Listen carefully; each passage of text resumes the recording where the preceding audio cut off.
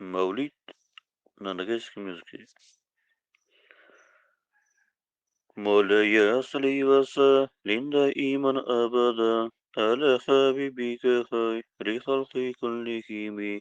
Mola salli ve sellim daiman abada ala habibika hayri halqi kullihim. Rasul kökü uçtanın siz esitip tınlağız, özü qaytıp aytkanın bastan ayık anlağız. Bir kujur ses esittim, keşe uyuklap yatkanda, Cebrail eken tağı, uçup turdum men sonda. La ilahe illallah, la ilahe illallah, la ilahe illallah, Muhammed Resulullah. Şakıradı Allah dep, qaytı kelip kasıma, ne acayip sosu dep, kaygı tüstü basıma. Үйден шықтым асығып, ян яғыма көз салдым, бұрақ атты мен көріп, сейір затқа мен қалдым. Лә иләһә илlallah, лә иләһә илlallah, лә иләһә илlallah, Muhammed Resulullah.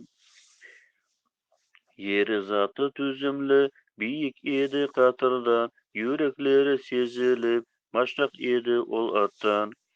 Buğraktın men kasında, gördüm turgan melekti, yuvakladım men oğa, bilip sonda yürekti.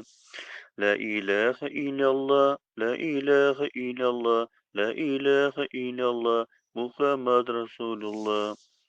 Sonda melek söyledi, min buraka keteyik, Allah seni şakırgan, sol muratı yeteyik. Benim atın üstüne kustay uçtu burağım, arası da köp ketpey, yerde kaldı turağım. Künsisi ol Rasuldu, kıyamatın şefaat, salavat salsın bugün, atın esitken saat. Ola ya salivasa, dinda iman abada, ala habibika hay, di halqi kullihimi.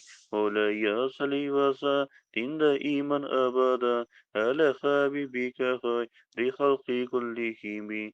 Ola ya salivasa, dinda iman abada, ala habibika hay, di halqi kullihimi. Allahumma salli ve salli ve barik ya.